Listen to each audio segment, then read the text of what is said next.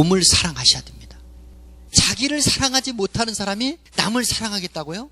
그 거짓말입니다. 성경은 분명히 말씀합니다. 너를 먼저 사랑하라고요. 너를. 그런데 너를 그렇게 사랑하듯이 내 이웃도 좀 사랑하라는 겁니다.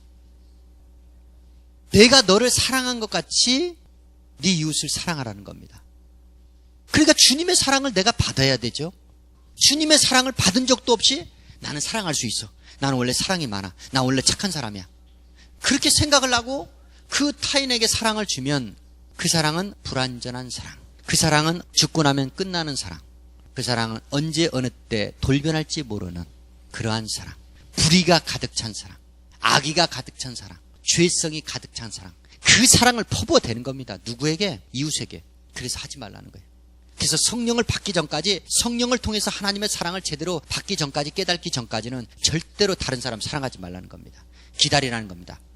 절대로 기다리라는 겁니다. 이제 주 예수 광야교회는 받을 만큼 받았으니까 우리는 이제 부지런히 가서 딜리버리 해야 돼. 딜리버리. 출산을 갖다가 딜리버리 한다고 하더라고요. 딜리버리. 영적으로 해석하니까 틀린 말이 아니야. 저와 여러분은 날마다 하나님의 영을 딜리버리 해야 됩니다. 세상으로, 사람들에게. 그래서 죽은 영들이 살아나야 됩니다. 자, 그러면 오늘 지금 말씀에 누구든지 언제든지 제 육체를 미워하지 않고 오직 양육하여 보호하기를 그리스도께서 교회를 보양과 같이 한다. 보호하고 양육한다. 그런 말씀인데, 보호하고 양육하는 관계가 있습니다. 이 지구촌에는. 어떤 관계냐? 첫 번째, 이사야 1장 2절 말씀. 하늘이여 들으라, 땅이여 귀를 기울이라. 여호와께서 말씀하시기를 내가 내 자식을 양육하였거늘 그들이 나를 거역하였도다. 누구에게 말씀하시느냐? 예루살렘 이스라엘에 말씀하십니다. 하나님께서는 이스라엘을 자기 자식 양육하듯이 이스라엘을 돌봤다는 겁니다. 그래서 하나님과 이스라엘의 관계, 그 관계가 바로 보양 관계라는 겁니다. 보호하고 양육하는 관계. 오늘날로 말하면 그리스도와 교회를 말합니다. 두 번째 보양 관계가 시편 23편 1절 2절 말씀. 여호와는 나의 목자시니 내가 부족함이 없으리로다. 그가 나를 푸른 초장에 누이시며 쉴만한 물가로 인도하시는도다.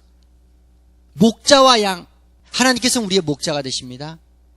그리고 저와 여러분은 하나님의 양이 됩니다.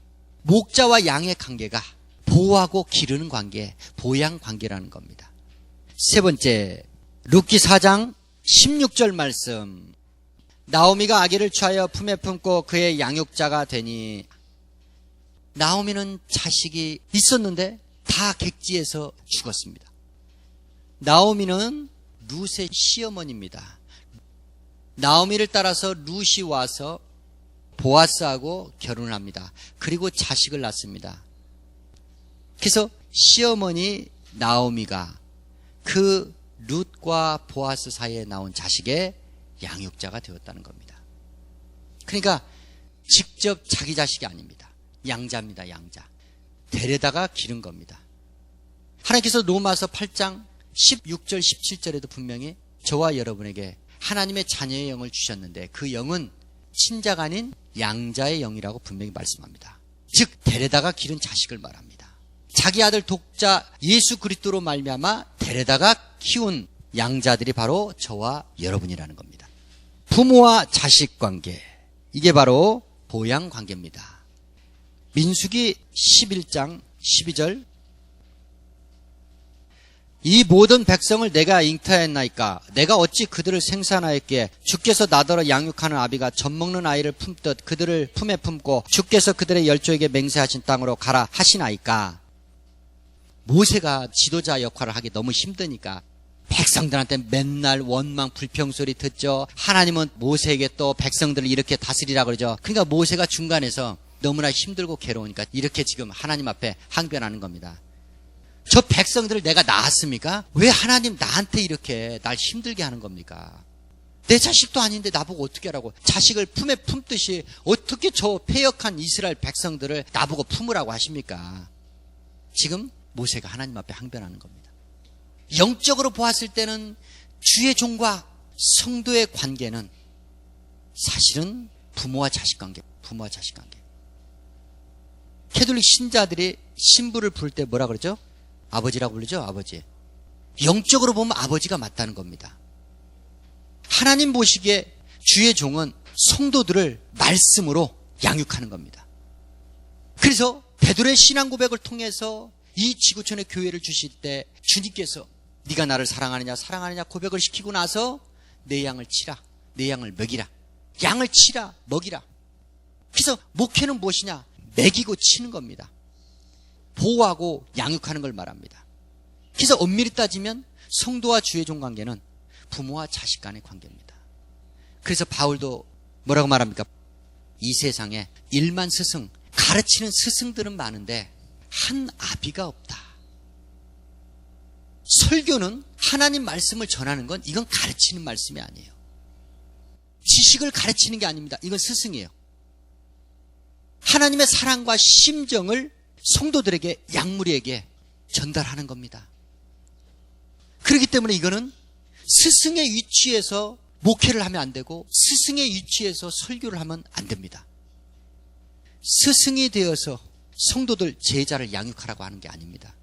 아비의 심정이 되라는 겁니다. 아비가 자식을 가르치듯이 가르치라는 겁니다.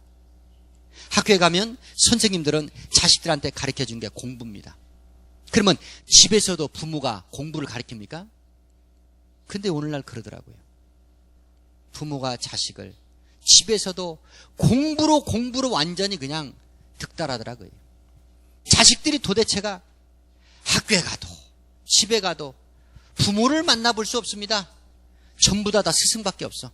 가정에 돌아와도 스승, 학교에 가도 스승, 학원에 가도 스승, 전부 다 선생밖에 없어. 부모가 없어. 부모의 사랑을 목말라 하는데 집에서조차, 가정에서조차 부모가 될 생각들을 하지 않습니다. 정신들 없는 겁니다. 정신들 못 차리고 있어요. 정말로 하나님의 심정을 갖고 있는 주의 종으로 말씀드리건데 잘못된 게 한두 가지가 아닙니다. 여기 앉아 계신 여러분들만큼이라도 제발 그러지 마세요. 아이들이 가정에 와서만큼은 내 부모의 사랑을 좀 만나볼 수 있도록, 부모, 가정엔 부모가 있구나, 가정엔 나를 사랑해 줄 수 있는 부모가 있구나 하는 것을 좀 느낄 수 있도록 바꿔달라는 겁니다.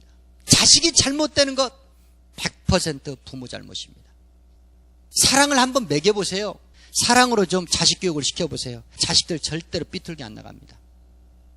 이 설교 말씀에 찔림을 받지 않는 부모들 그렇게 많지 않을 겁니다.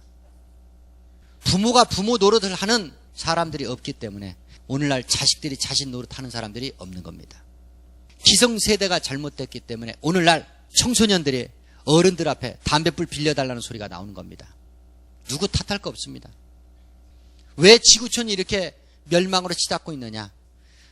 지도자들이 잘못됐기 때문에 그렇습니다. 지도자들. 주의 종들이 잘못되면 이제 망해가는 징조입니다. 지금 그러고 있습니다. 정말로 여러분들이 좀 정신을 바짝 차리고 교회 가서만큼은 내가 부모를 만나봐야겠다. 하나님 아버지를 만나봐야겠다. 그리고 교회를 와야 되는데 도대체 세상에서 가방끈이 짧아서 그런지 교회 와서도 죽으라고 배우려고 합니다. 뭘 배울 겁니까? 66권을 여러분 배워가지고 알아가지고 뭐 할 건데 여러분? 써먹으려고? 또 그래가지고 또 어떤 자식을 만들려고? 그러라고 하나님께서 이 말씀을 주신 게 아닙니다. 66권을 압축을 하면 결국은 한 분밖에 안 나와. 예수 그리스도. 이 성경에 많은 수많은 단어가 나오지만 결국은 하나님이 사랑이시다. 예수 그리스도 사랑이시다. 너희들도 하나님 앞에 사랑받는 자녀들로서 너희들도 원수까지 사랑하는 마음으로 열심히 영혼들을 구원해라. 주님이 언제 오신다. 그러니까 오실 때를 대비해라. 그때는 선악간에 분명히 하나님부터 판단을 받을 거다. 끝. 뭘 도대체 배우길 원합니까, 여러분? 몰라서가 아니죠? 자기가 그 말씀을 받아들이기 곤란하니까 그거는 빼놓으니까 다른 걸 자꾸 받으려고 하는 겁니다. 자기 아내로부터 사랑받는 게 만족하지 않으니까 자꾸 다른 여자를 쳐다보게 되는 겁니다. 남편으로부터 사랑받지 못하니까 자꾸 아내가 딴 데 쳐다보는 겁니다. 다른 거 없어요. 결국은 결핍입니다. 사랑의 결핍, 애정 결핍. 교회도 사회도 가정도 전부 다 애정 결핍증에 걸려 있습니다. 치료를 받아야 돼. 치료를 받아야 돼. 누구로부터? 하나님부터 치료받아야 됩니다. 왜? 하나님이 창조하셨기 때문에. 잘못된 거 누가 고치느냐? 하나님이 고치시는 겁니다. 어렵지가 않은데, 단순한데, 단순하면 사람들이 무식하다고 생각합니다. 단순, 무식. 왜 그게 합성어가 됐습니까, 여러분? 단순한 거하고 무식이 왜 합성어가 됐습니까? 바꿔야 됩니다. 복잡, 무식으로 바뀌어야 됩니다. 복잡, 무식으로. 성경 분명히 말씀합니다. 이 세상 주님이 창조하시기 전에 전부 다 복잡했습니다. 질서가 없었어. 뭐가 뭔지를 몰랐습니다.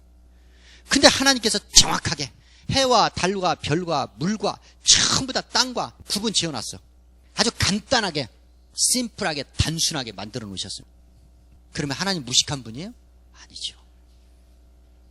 무식이 정말 무엇이 무식인지 저는 이미 말씀을 드렸습니다.